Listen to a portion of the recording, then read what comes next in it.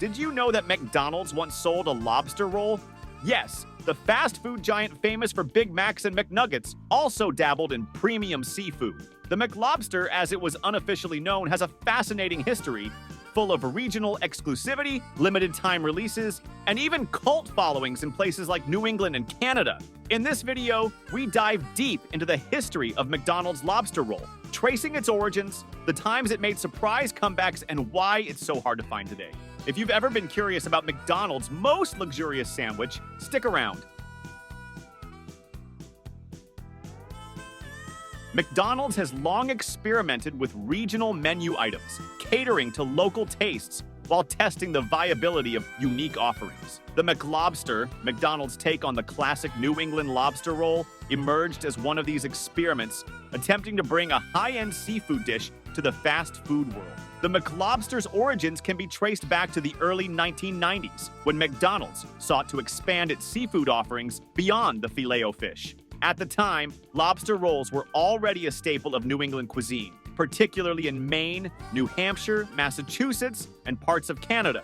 These regions have deep-rooted traditions of enjoying fresh-caught lobster, typically served in a toasted, split-top roll with butter or light mayo. But unlike the buttery, toasted, split-top rolls of Maine, the McLobster took a fast food approach. It featured a soft, hot dog-style bun, shredded lettuce, and a light dressing, making it a more affordable alternative to the real deal. Recognizing the seasonal popularity of lobster rolls, McDonald's saw an opportunity to capitalize on summer seafood demand by offering a cheaper alternative to the pricey lobster rolls sold at seafood shacks. Appeal to New England customers who already had a taste for lobster. Differentiate itself from competitors like Burger King and Wendy's, neither of which had ventured into lobster-based sandwiches at the time. Thus, the McLobster was born, a fast food-friendly version of the New England classic.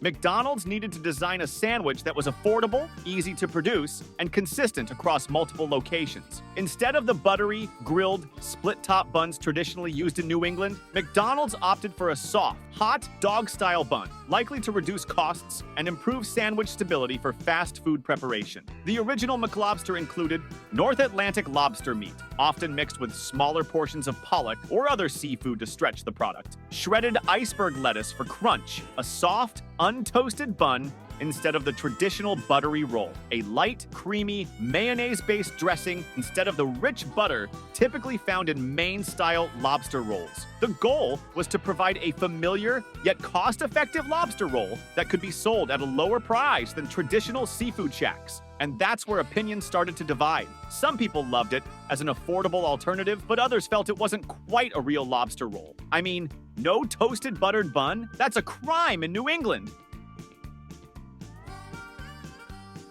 The McLobster debuted in select McDonald's locations in New England and Atlantic Canada in the early 1990s. Because lobster is a highly regional product, McDonald's knew it would need to target coastal areas where customers were already accustomed to eating lobster rolls. Key launch locations included Maine and Massachusetts. Given their deep-rooted seafood culture, these were among the first U.S. states to receive the McLobster. New Hampshire and Vermont. While not coastal, these states still had strong regional ties to New England's lobster industry. Nova Scotia, New Brunswick, and Prince Edward Island, Canada. Some of the world's best lobster comes from these Canadian provinces, making them ideal markets for testing McDonald's lobster sandwich. These areas were chosen because lobster is part of the culture there. It's common to find roadside stands and seafood shacks selling fresh lobster rolls. McDonald's figured, why not tap into that?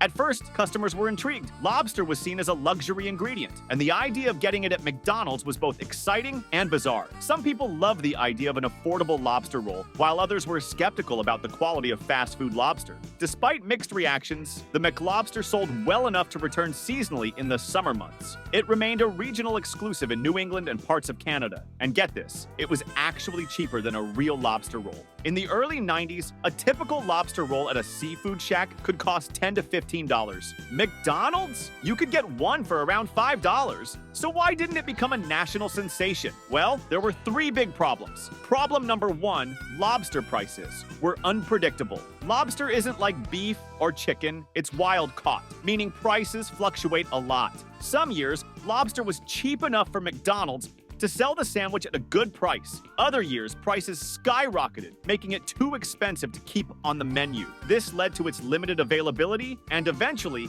its decline in many locations. Problem number two, skepticism over fast food. Lobster. Let's be real, when you think of McDonald's, you think of burgers, not seafood. A lot of people were wary of eating lobster from a fast food chain. Is it fresh? Is it safe? How can they sell it so cheap? These were common concerns. Problem number three, it didn't taste like a real lobster roll. For hardcore seafood lovers, the McLobster just wasn't authentic enough. No toasted, buttery bun, less lobster meat than a traditional roll, and some locations even blended the lobster with other seafood to keep costs down. By the mid-2000s, the McLobster was disappearing from most U.S. locations. Key reasons include rising lobster prices. When lobster became too expensive, the profit margins weren't sustainable. Low demand outside of coastal regions. The McLobster was a regional hit in places like New England and Atlantic Canada, where people were already used to eating lobster rolls. But when McDonald's tested it in other locations, many customers weren't interested. Fast food and lobster don't mix for many people. Customers outside of lobster-loving regions found it strange to buy lobster from a McDonald's drive-thru. Customers preferred McDonald's core menu items. The Big Mac, McNuggets, and fries remained the most popular orders, making it hard for the McLobster to compete. Because demand was so low outside of select areas, McDonald's had no reason to expand the McLobster nationwide. Operational and supply chain challenges. Lobster is not an easy ingredient to handle in a fast food setting. Unlike beef or chicken, which McDonald's can buy in bulk and store for long periods, lobster meat is highly perishable and requires special storage. Longer prep time compared to burgers and fries, assembling a lobster roll took extra care, slowing down service. Because McDonald's operates on speed and efficiency, the extra complications of handling lobster meat made it less practical for a large-scale rollout. At the end of the day, McDonald's is a business, and every menu item needs to be profitable. While the McLobster had loyal fans, it wasn't selling in high enough numbers to justify keeping it around. In 2015, McDonald's attempted a comeback, reintroducing the lobster roll for a limited time in New England.